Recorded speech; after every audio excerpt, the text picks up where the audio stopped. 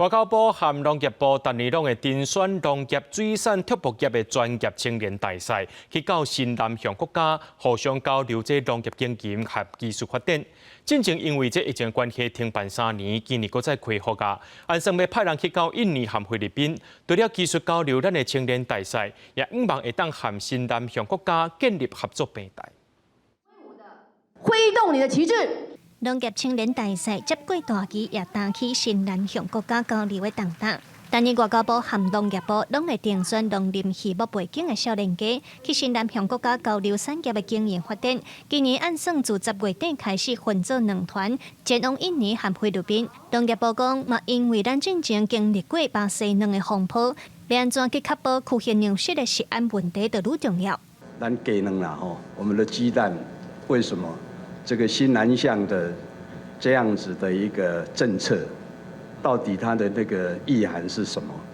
最主要就是能够在区域粮食安全方面互补，这个是非常重要。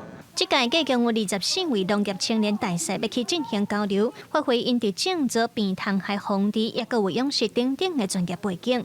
今年印尼团由第5届百大青农林新华带领，另外菲律宾团是由有机种植背景的青农柯应运来带团。因讲除了食安和推广台湾产销努力的做法，也希望有技术的交流。我们团队里面其实各个领域都有，就是我们像我们的种植嘛，农业啊，园艺种植，然后畜牧。然后水产养殖，我们团内刚好3个都有。如果说这个东西能够到那边的话，其实能够帮助到他们的收成。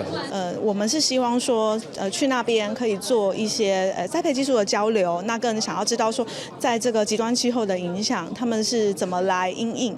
农业青年大赛团队因希望会当和新南向国家建立合作平台，把台湾农业永续和环保的理念推广出去。外交部和农业部嘛期待透过国际交流，会当深化咱农业创新的能量。记者卢尚如、郑俊友台北报道。